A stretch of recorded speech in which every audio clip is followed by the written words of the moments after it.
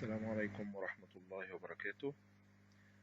أبنائي وبناتي الطلاب، أسعد الله صباحكم ومساءكم وعمركم بكل الخير والسعادة يا رب إن شاء الله. نلتقي في هذه المحاضرة يومي الأربعاء 15 أبريل والخميس 16 أبريل، ونستكمل شرح Chapter 3 بعنوان Assets and Liabilities Management Basics and Importance. وزي ما احنا متعودين، أول حاجة دايما لازم نشوفها هي محتويات الفصل، وإيه اللي شرحناه وإيه اللي هنشرحه بإذن الله إن شاء الله. المرة اللي فاتت اتكلمنا في مقدمة Introduction on Assets and Liabilities Management، شرحناها بالتفصيل وهنعمل عليها ريفيجن النهاردة. وأيضا اتكلمنا على مقدمة بسيطة في أهم النقاط المرتبطة ب Assets and Liabilities Mismatch Rule. النهاردة إن شاء الله هنتكلم بالتفصيل عن بقية العناصر المرتبطة بال Assets and Liabilities Mismatch Rule و Types of Assets and Liabilities Mismatch، هناخد عليها example،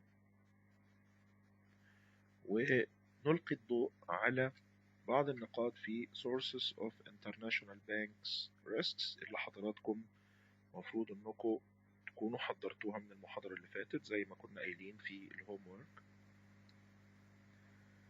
ويتبقى لنا في الأسبوع القادم إن شاء الله نكرر إعادة شرح مسألة المسماتش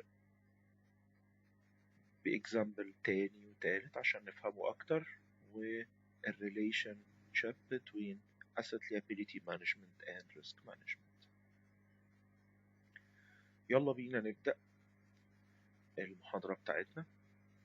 أتمنى لحضراتكم تفهموها وتبقى سهلة عليكم، وأكيد لو في أي استفسارات أو أي أسئلة حضراتكم هتحبوا إنكم تسألوها زي ما احنا متعودين بنسأل على الفيسبوك أو على جوجل كلاس روم أو بالإيميل بالطريقة اللي حضراتكم تحبوها، أو عن طريق محاضرة الزوم الأسبوع القادم بإذن الله إن شاء الله. تسألوني الأسئلة اللي محتاجينها قبل ما نبدأ في الموضوعات الجديدة إن شاء الله المرة الجاية.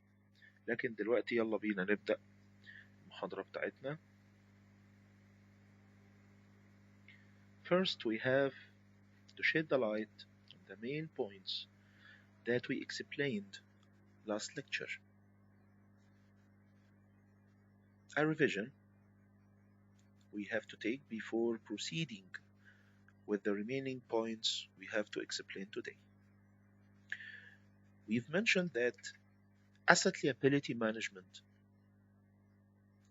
is an important process for the banks, and it's an important process for banks, and it seeks to maintain the bank continued existence and operations in the economy.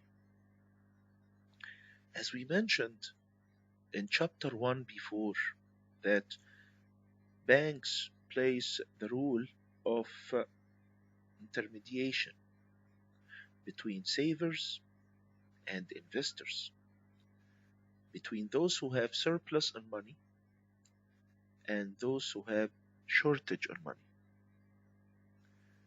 And this rule is so important in the economy. So asset liability management seeks to keep this process of the banks, this role of the bank in the economy continued and success. And this importance is higher in international banks. Asset liability management in international banks is more important than any other commercial banks. Why is that? Because international banks own assets and liabilities in different countries and currencies. Many international banks invest in the stock market, buying bonds and securities. They have different assets in different countries, in different currencies. So, asset liability management is more important in international banks. And this importance came from that banks are exposed to many challenges and risks, affecting their ability to carry out their main functions. And we've mentioned these functions many times, especially in chapter 1 in details. So, the top functions of commercial banks and international banks are accepting deposits, granting loans and advances, creating money or credit. So, these risks and challenges may affect these functions. And this is why asset liability management is important. It protects the bank from these challenges and risks and decreases the negative effect of these risks and challenges to the bank. Managing risk based assets and liabilities allows the bank management to take the lead. We've mentioned that this lead is in achieving more profits. Why banks and international banks must seek achieving more profits? Because the market is full of competition between domestic and foreign banks. There is a lot of banks, domestic banks, foreign banks that operates in the economy, and this is a very important competition for the bank to success in, and he can success in this competition by giving the rule of asset liability management, giving the rule of asset liability management, the rule of leadership to take the different decisions and give the enough information for those who works on the higher management level to choose between different alternatives. So again, managing risk-based assets and liabilities allows the bank management to take the lead in achieving more profits because the market is full of competition between domestic and foreign banks. This lead can be achieved by forecasting the changes and taking the necessary precautionary measures instead of waiting for the risk to happen. We've mentioned also a definition for asset liability management, and here we are going to show it again. Asset liability management can be defined as the process that allows the bank to 1. Manage the transfers of deposits and short-term financing sources into medium and long-term loans and placements. And we've mentioned that last lecture with examples that it's more profitable for the banks. Also, it's the process that allows the bank to manage risk arising from various activities listed in the bank's financial position, such as interest rate risk, market risk, and other types of risk. It allows the bank also to apply policies and setting the necessary ceilings for these risks and determine the appropriate levels of capital, and finally to manage the various risks that arise due to the mismatch between the assets and liabilities. And this is the topic of today. We are going to shed the light on details. there are different risks, various risks arises because of the mismatch between the assets and liabilities. Bank's board and senior management main focuses are into accurately balance the bank's current and long-term potential profit. We've mentioned that it's better for the bank to have a stable increasing in the profit, and asset liability management helps the bank to achieve such goals. Their focus is also in to maintain adequate liquidity and to maintain an appropriate interest rate to the point of exposure to risk.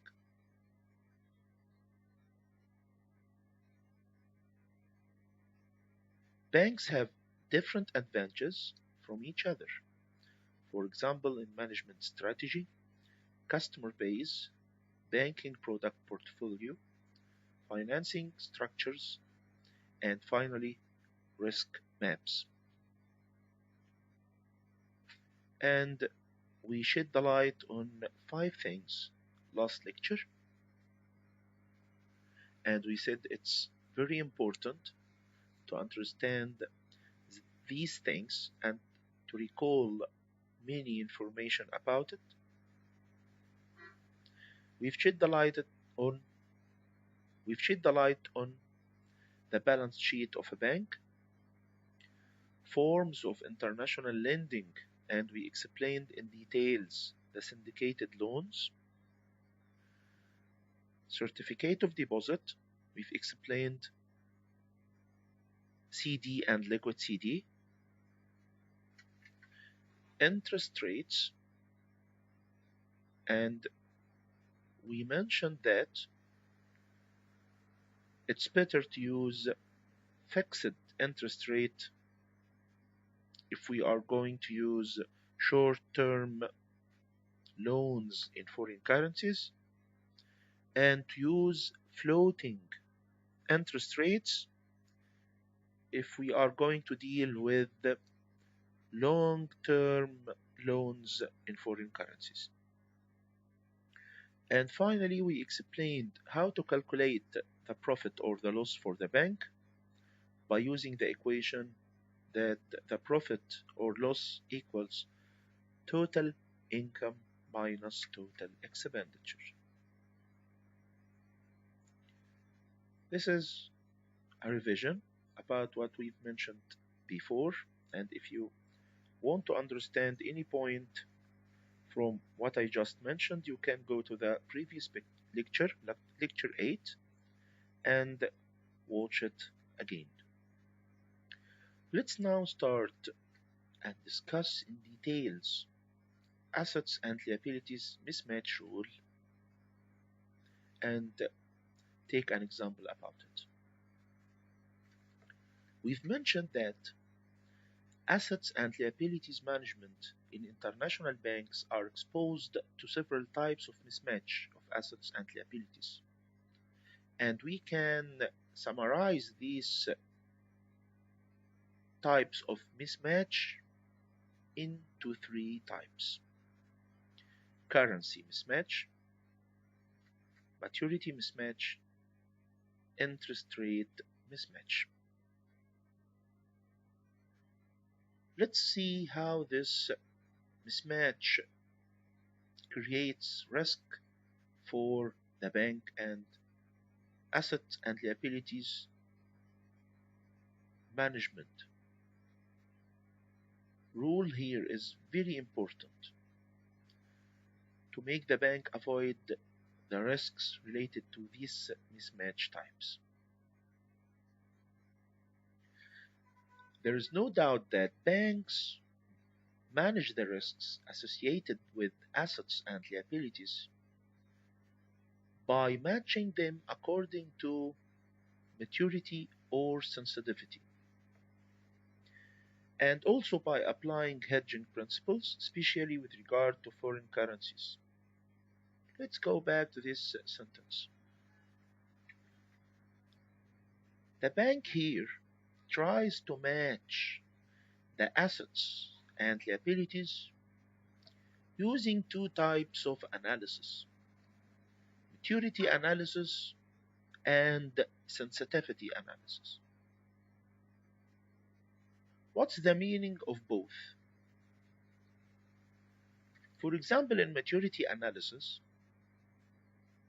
regarding the actual basis, an analysis is made of what is known as the financing gap. What's the meaning of financing gap?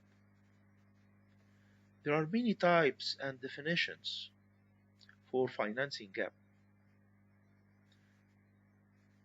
Simply, we can say that the financing gap is the difference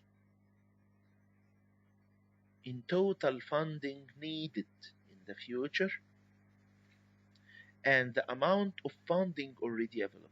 Again, we can simply say that financing gap is the difference in total funding needed in the future and the amount of funding already available. In very simple words, we can say that financing gap is concerning about to have enough cash in to finance the future cash out, to plan to have enough cash in to finance the required cash out in the future. So we are speaking about cash in and cash out. How to plan? How to plan that someone's payment today for his loan, for example, if any company took a loan from the bank and the maturity date for this loan is today, I have to be planning that his loan payment, his interest payment today is accurately planned to pay another customer whose deposit maturity date is tomorrow. Again, in maturity analysis, the bank must know, study, analyze, and reconcile the assets of the banks and the liabilities it has according to the time limits for maturity. For example, if there is a company who took a loan before, for example, 6 months earlier or 1 year earlier, the bank asset liability management must plan his payments of the loan and his payments of the interest very carefully and accurately. So this company payments of loan and interest today is enough to finance another customers who will come tomorrow to the bank and receive his deposit and its interest. So simply in this example, we are speaking about one company who took a loan and is going to pay the debt, the loan, and the interest payment. And we are speaking about a customer for the bank who deposit amount of money. In maturity analysis, I have to plan the loan payments, the interest payments for those who borrows money from the bank So I'm always having a liquidity. I'm always having enough cash in, enough cash in, enough funding to pay tomorrow the depositors. When the depositors come for me tomorrow and want to receive their money, want to receive their deposits with its interest, so I'm going to need fund for that. So I have to plan to receive enough fund today and yesterday and the day before, so I can have enough fund, enough cash in to pay the depositors tomorrow. I hope this example now is more clear for you because I repeated it many times. So, for example, again, if the bank lends money to one of the individuals or companies, the repayment date for this loan, the repayment date for this loan should be commensurate with the date, should be commensurate with the date of the desire of another customer who placed a deposit in the bank to obtain his money. And this should happen without affecting the rate of profit that the bank will achieve from playing the role of financial intermediation in this process.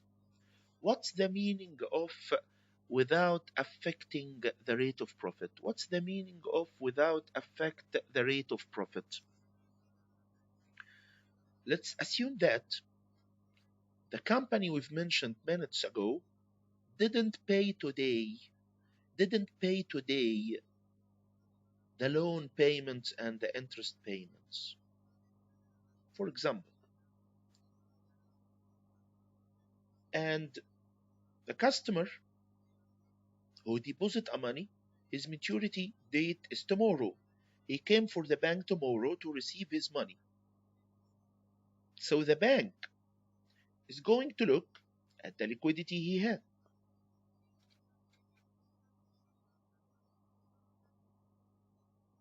In this case, if the company didn't pay the loan and the interest payments, the bank should look for another source of money to pay the depositors' money.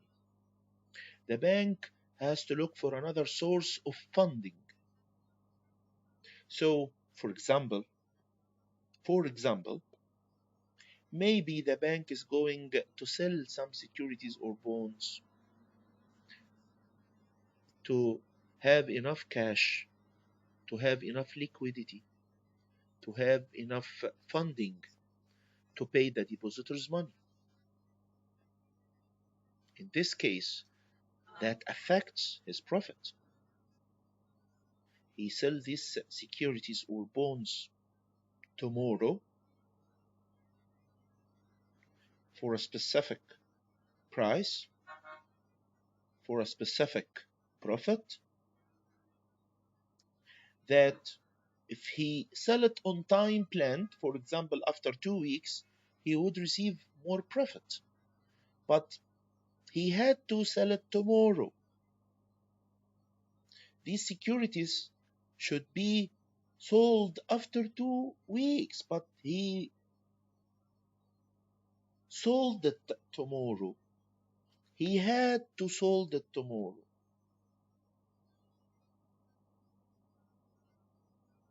Why is that? Because he don't have enough liquidity to pay the depositor money. So that's what we meant here.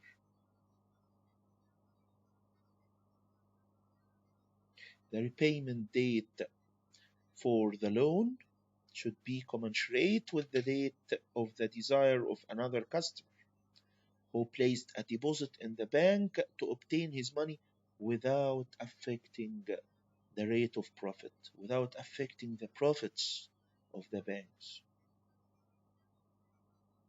I hope this example is clear for you.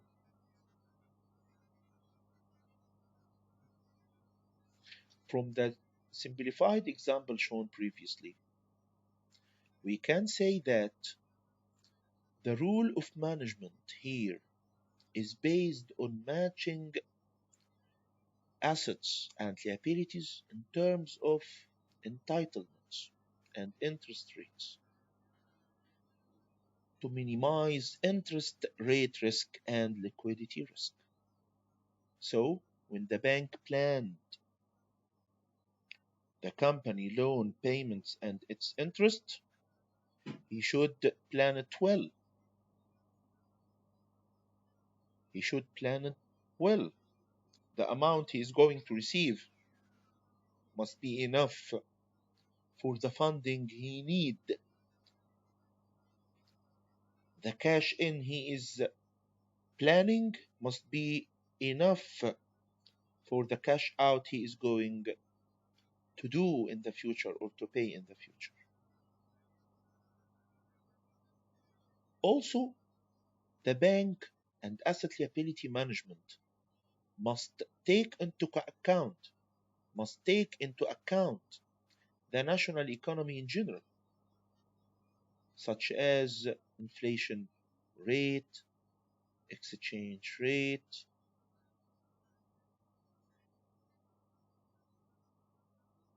because a lot of economic variables may affect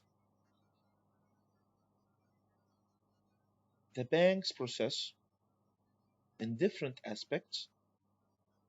So, asset liability management should take into consideration a lot of economic variables and the national economy in general.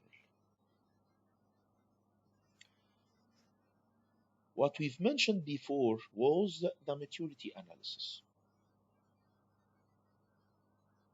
Now we are going to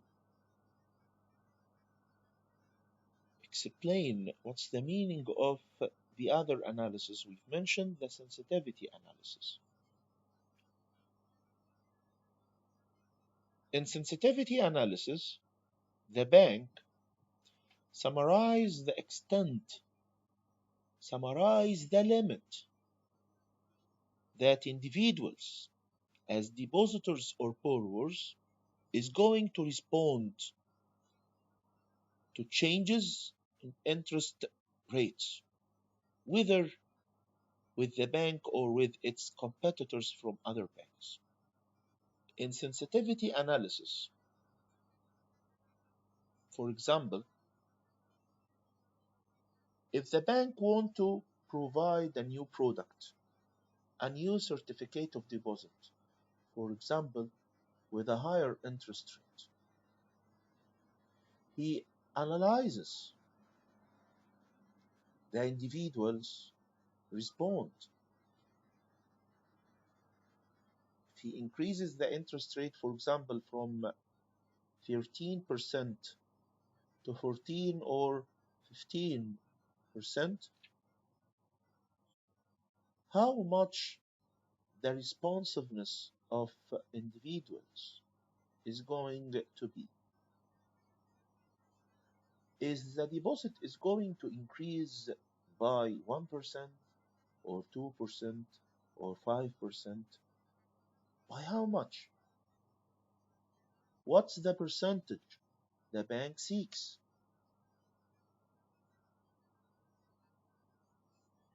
If National Bank of Egypt is planning to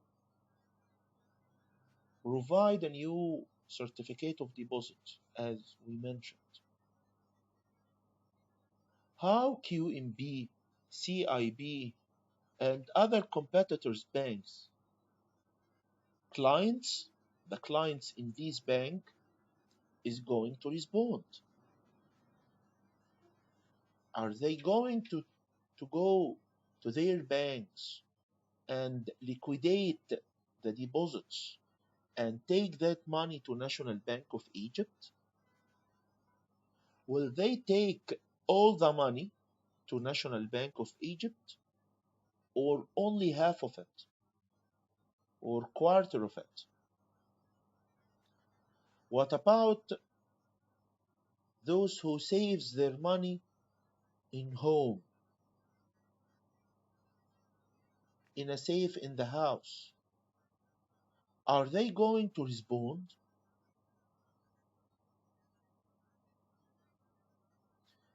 And a lot of elements is analyzed in sensitivity analysis.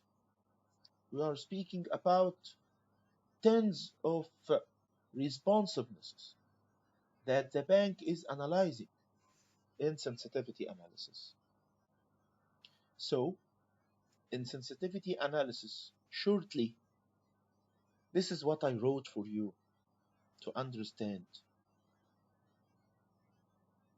We are speaking about the limits, the extent that individuals, depositors, or borrowers is going to respond according to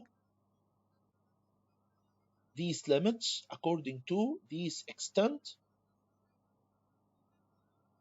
because there are changes in interest rates. Also, we are speaking about the individuals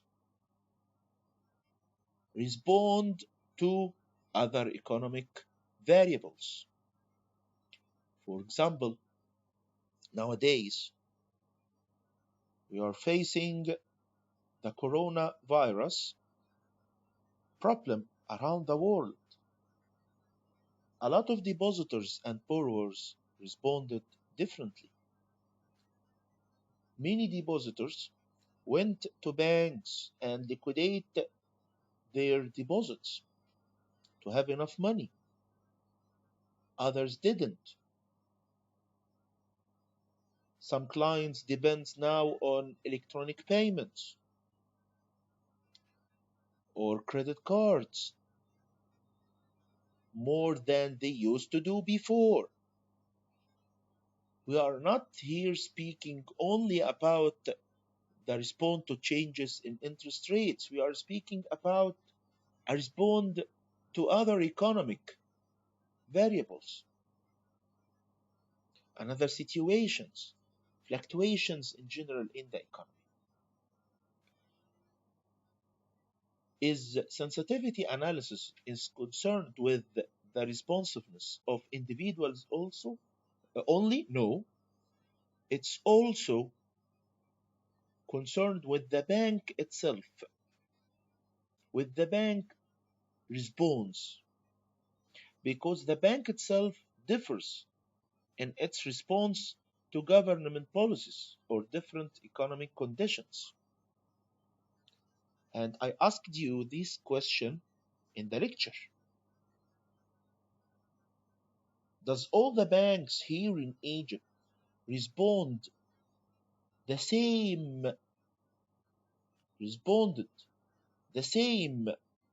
to the COVID problem? Some banks increased their usage and advertisement to their clients to use the web interface or the mobile application. Some banks created mobile ATMs vans. So the banks also respond to different crises, to different risks,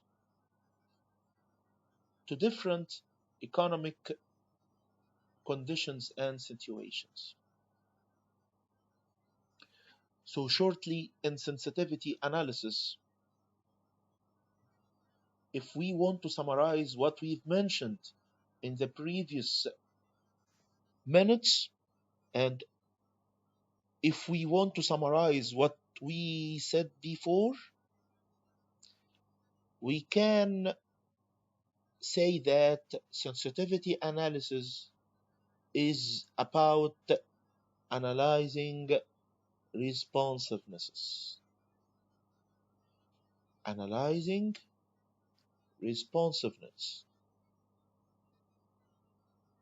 for all parts, for all individuals, for all banks as much as possible.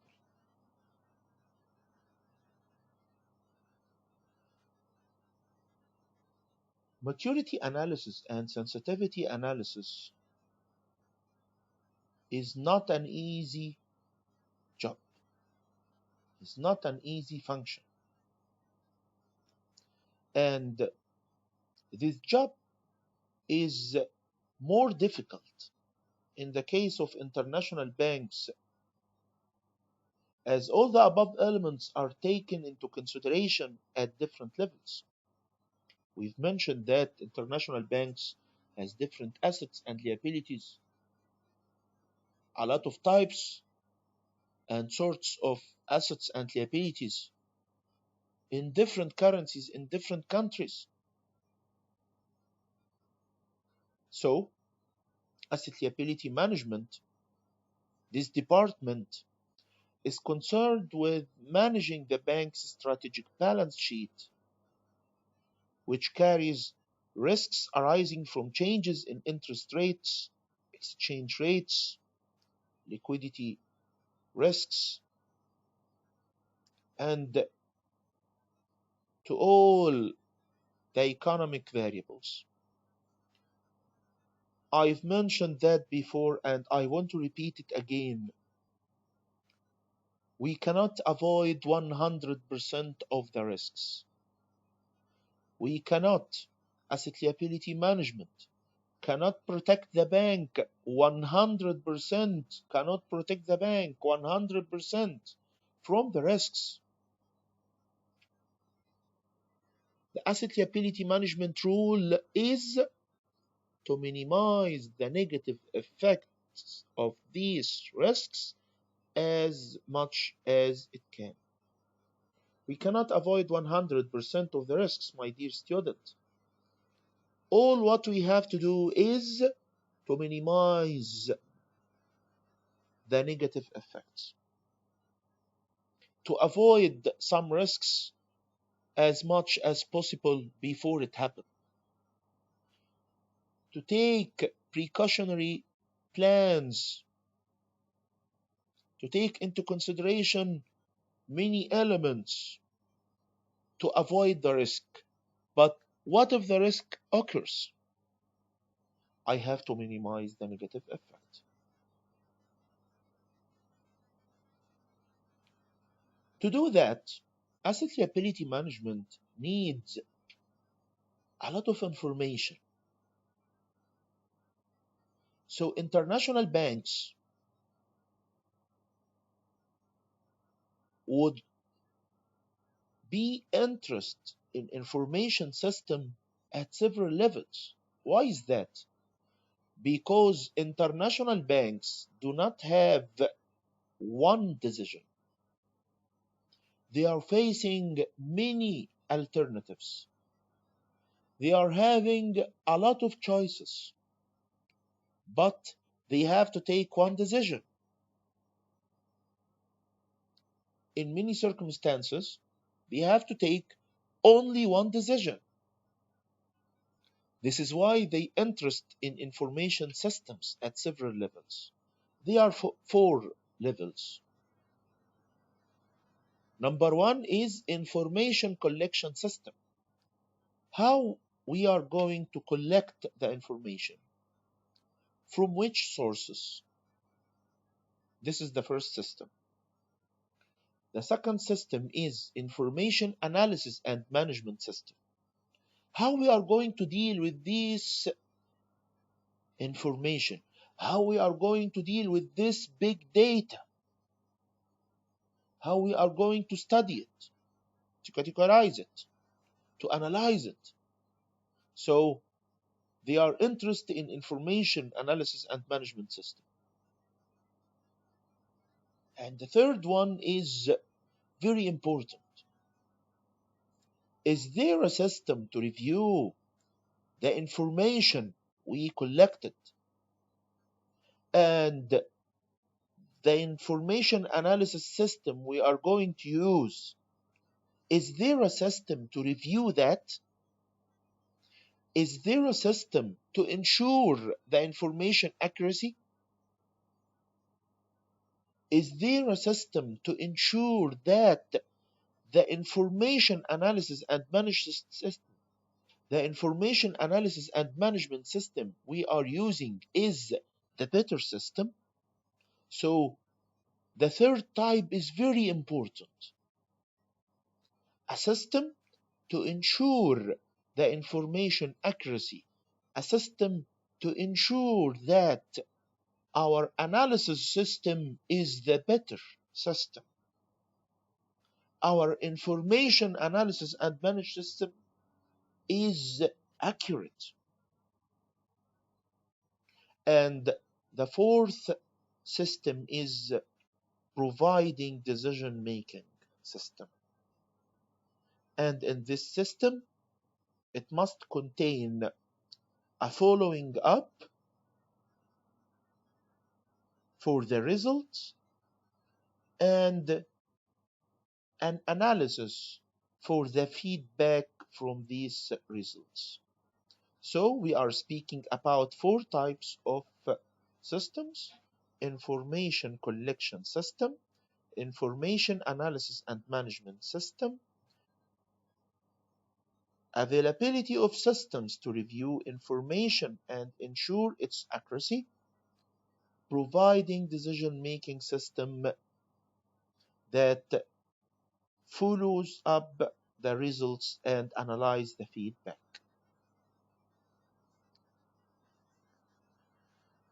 From what we've mentioned before, we can summarize that we have two types of analysis: a maturity analysis and sensitivity analysis, using different types of information systems. And all that is to make the bank avoid three types of mismatch risks.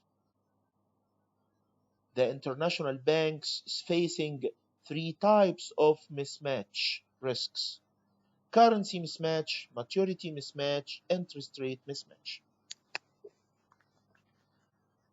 Now we are going to illustrate and cite the following example to know what's the meaning of currency mismatch.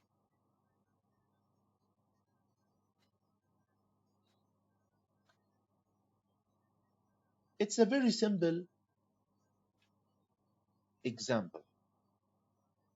We are going to explain first the safe situation, the normal situation. The normal situation that there is no currency mismatch risk, okay? What I'm going to explain here now is the example without the currency mismatch problem, without the currency mismatch risk. Here in this slide, in slide 17 and 18. Okay? This is the normal situation where no currency mismatch risk is happening. If National Bank of Egypt decides to borrow from other commercial bank in dollars, it borrowed $1 million. So National Bank of Egypt borrowed $1 million. Okay? The loan is $1 million. National Bank of Egypt received a loan, $1 million. The interest rate for this loan is 3%. The interest rate for this loan is 3%. Okay? So after 1 year, National Bank of Egypt must pay how much? must pay $1 million plus 3% interest. 3% interest of this $1 million after 1 year. After 1 year, National Bank of Egypt must pay $1 million plus the interest, 3% interest. How much is this 3% interest? By multiplying the $1 million by 3%, it equals $30,000 interest. Okay? Let's go back here to point number 2. So, suppose that the exchange rate of the dollar was 15 Egyptian pound per dollar. Then the exchange rate is 15 Egyptian pound per dollar. That means when National Bank of Egypt received the $1 million, when National Bank of Egypt borrowed the $1 million, according to this exchange rate, National Bank of Egypt now owns 15 million Egyptian pound. How we get this number? By multiplying the $1 million by the exchange rate. By multiplying the $1 million by the exchange rate, by 15. So $1 million multiplied by 15 equals 15 million Egyptian pound. So the $1 million, according to this exchange rate, equals 15 million Egyptian pound. So the exchange rate, the safe situation, when there is no currency mismatch risk, if the exchange rate is still fixed after 1 year, if the exchange rate is still fixed after 1 year, we've mentioned that National Bank of Egypt must pay how much? $1 million plus 3%. The 3% is equal $30,000 interest. How much this $30,000 interest is equal in the future if the exchange rate is still fixed? We are going to multiply this $30,000 by 15. It equals 450,000 Egyptian pound. So again, National Bank of Egypt borrowed $1 million. It equals 15 million Egyptian pound. The bank now is having 15 million Egyptian pound according to this exchange rate, 15 Egyptian pound per dollar. This $1 million National Bank of Egypt borrowed, he has to pay it after 1 year with 3% interest rate. He has to pay this $1 million after 1 year plus 3% interest. So National Bank of Egypt must pay $1 million plus 3% interest. The 3% interest equals $30,000.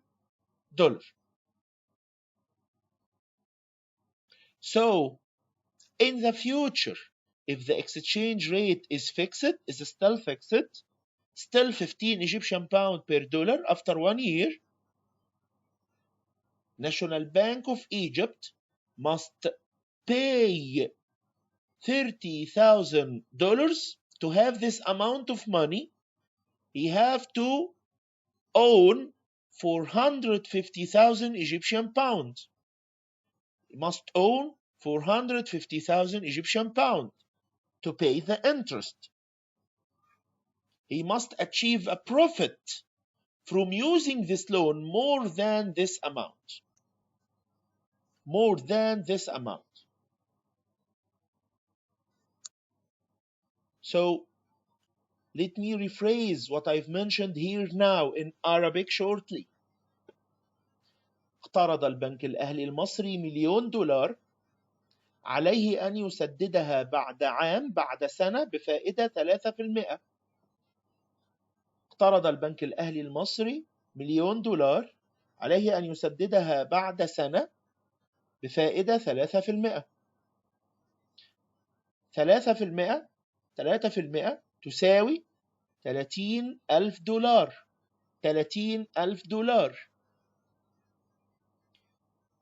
اقترض البنك الأهلي $1,000,000 حينما كان سعر الصرف 15 جنيه للدولار الواحد، مما يعني أن البنك الأهلي المصري لديه 15 مليون جنيه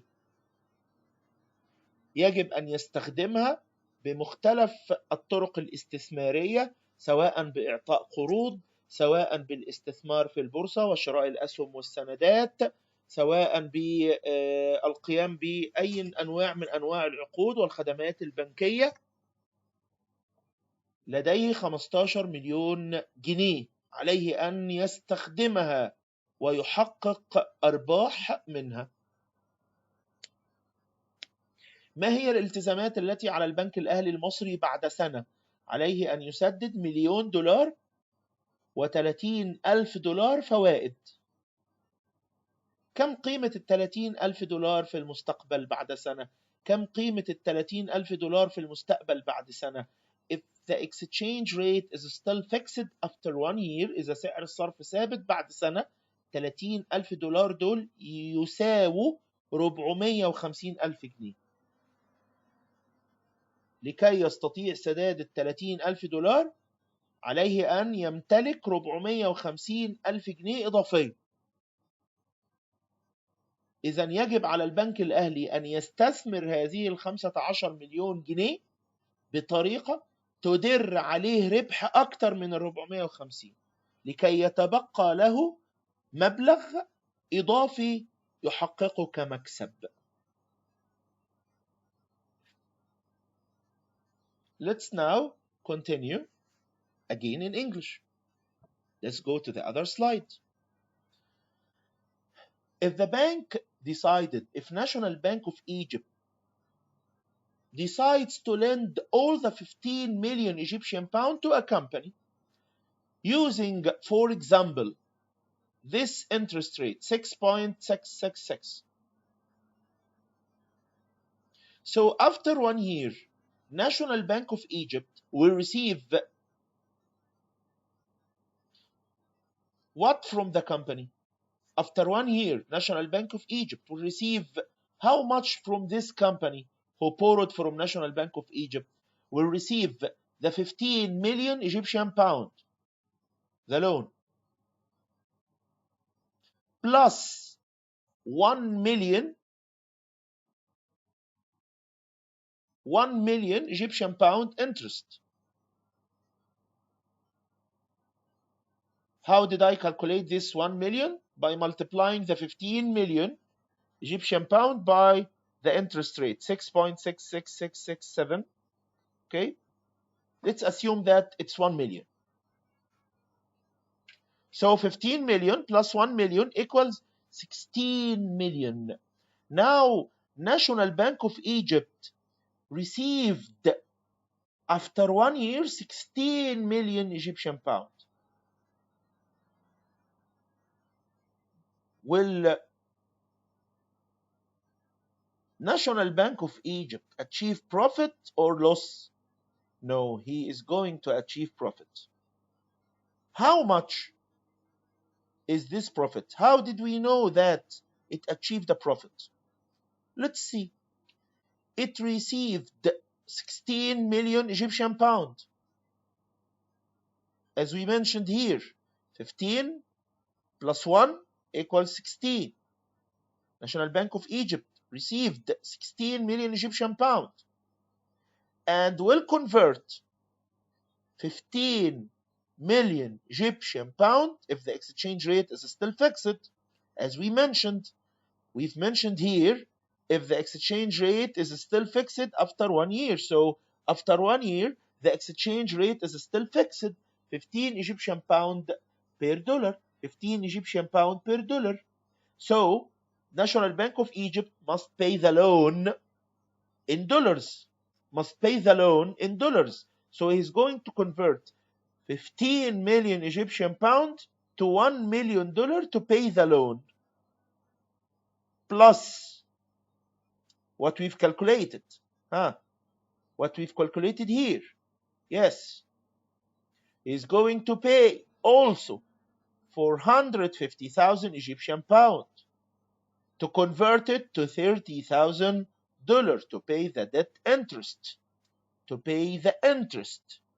So the total amount he is going to convert into dollar, the total amount of Egyptian pound he is going to convert into dollars is 15,450,000 Egyptian pound. You have to convert this amount of Egyptian pound to $1,030,000 to pay the loan and the interest he received in dollars. So how much is the profit? The profit equals 16 million Egyptian pound minus 15,450,000 Egyptian pound. The profit is 550,000. 550,000. This is the profit National Bank of Egypt achieved. What I've explained here is the situation where there's no currency mismatch problem. You can ask me here, where is the currency mismatch risk? Where is the currency mismatch problem? As I mentioned, we put some assumption that's not happening in real fact, in real life. We are not speaking about a fixed exchange rate for 1 year. Okay? So we are in a country who apply the free floating exchange rate system. We are in a country who is applying a free floating exchange rate system. Here, the currency mismatch risk disappears. If the exchange rate increased in the future, which may happen because we are applying the free floating exchange rate system. What if the exchange rate increased in the future to 16 Egyptian pound per dollar? I'm here only changing the exchange rate. I'm assuming that the other factors are constant. The interest rates for these loans was fixed.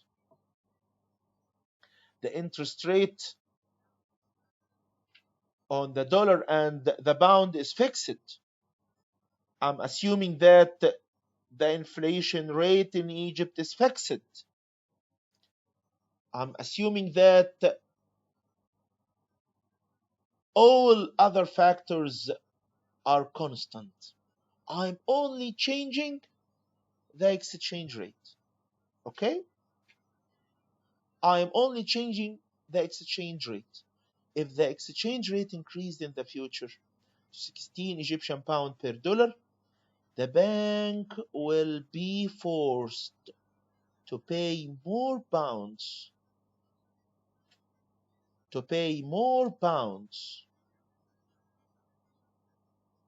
for the same amount of dollars he borrowed. Here, he had to convert 15 million Egyptian pound to have $1 million to pay the loan. When the exchange rate was 15, he converted 15 million Egyptian pound to $1 million to pay the loan.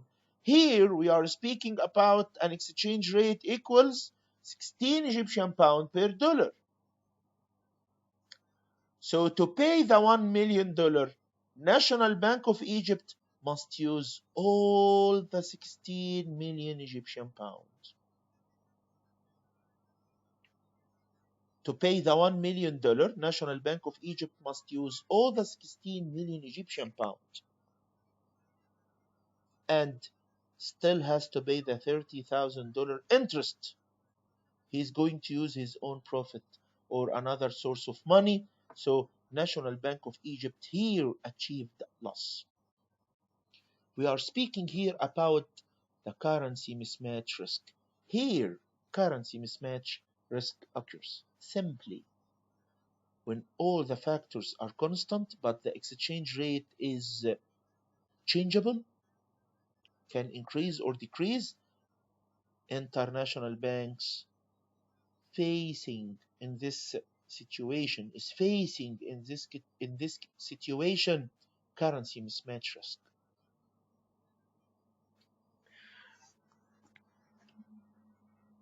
Let's speak about a lot of deposits in different currencies, a lot of loans in different currencies, a lot of changes in the exchange rate, whether upward or downward. Sure, if the exchange rate decreases to 14 Egyptian pound, for example, or 13 Egyptian pound per dollar, for example, sure, the bank here will achieve more profit. Okay? It's not always about risk and increasing exchange rate. The exchange rate may decrease. The bank may achieve more profit. Okay? If the exchange rate decreases, the bank will achieve more profit. But if the exchange rate increases, as we see here, the bank achieved loss. How to avoid that? How to avoid this mismatch risk? We've mentioned a lot of solutions in lecture, okay? And we explained all of them when we was in Zoom online lecture, okay? We've mentioned a lot of ways to avoid this mismatch risk. And I can mention it again next lecture on Zoom, inshallah. But for example, we spoke about a forward rate, okay? We can use forward rate here. Why not? We can transfer this long-term loan to a short-term loan. So we can be able to use a fixed interest rate plus fixed exchange rate in forward contract, okay? We can divide the 15 million Egyptian pound in different loans with different interest rates, with different maturity dates. I can give 15 loan instead of one loan that equals 15 million Egyptian pound. I can give 15 loan with different interest rates according to maturity.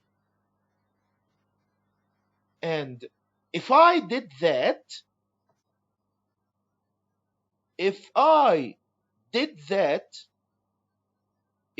convert this 1 year 15 million Egyptian pound loan into small portion of loans, into small loans that has different maturity dates and different interest rates,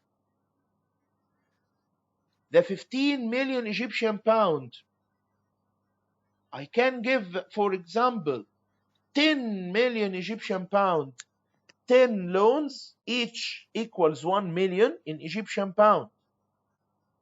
And 5 million Egyptian pound, I can divide it into 2 loans, each equals 2.5 million Egyptian pound.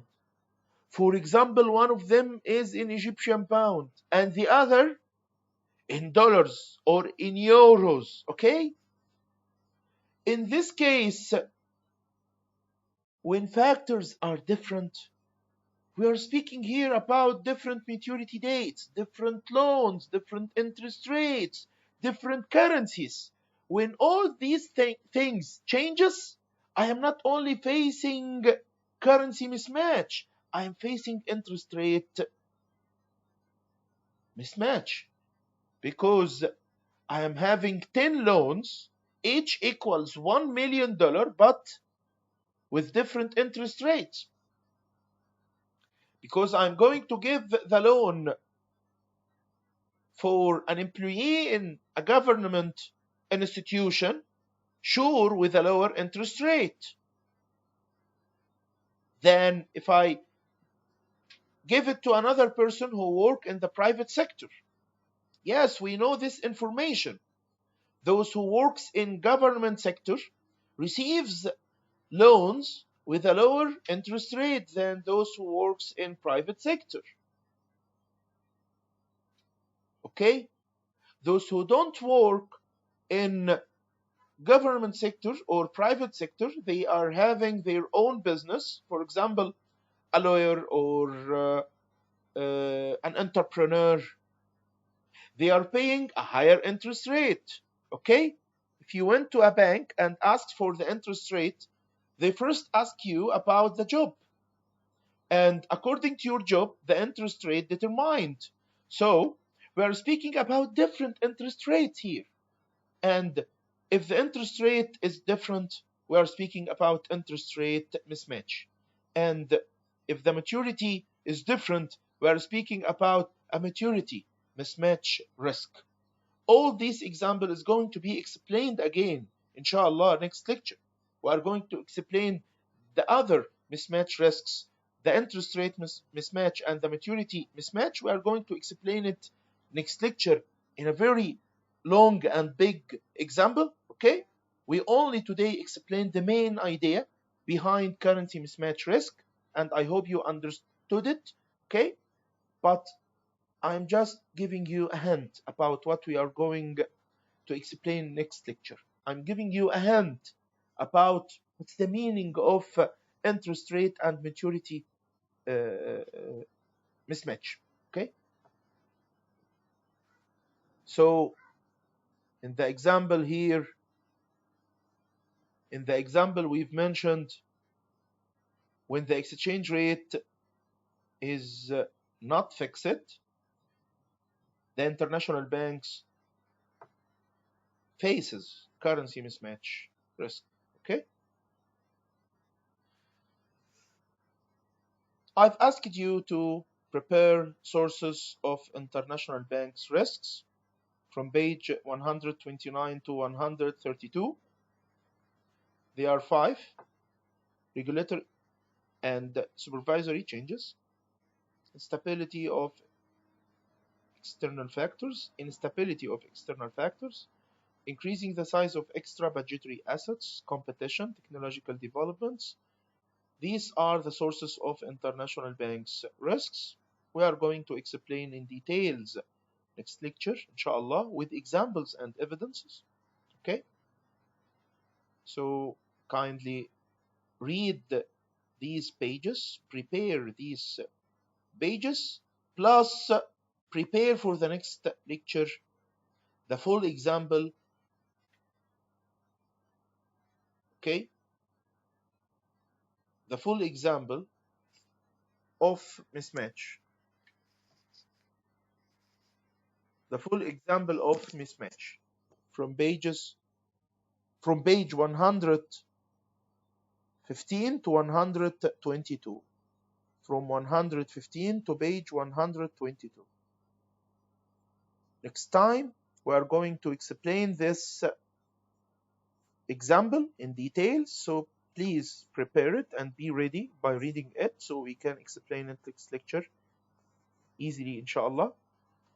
And also, next lecture we are going to explain sources of international banks risks and the relationship between asset liability management and risk management. I hope you understood the lecture of today.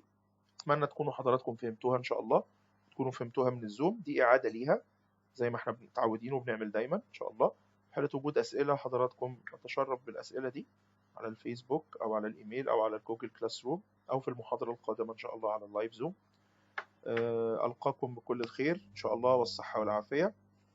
تقبلوا تحياتي وتقديري لحضراتكم جميعا، وكل عام وأنتم بكل خير وبكل صحة وبكل عافية. ربنا يحفظكم إن شاء الله من كل سوء ومن كل شر. لو عندك أي أسئلة أو عندك أي حاجة اسألني على الصفحة زي ما احنا متعودين. في رعاية الله. السلام عليكم.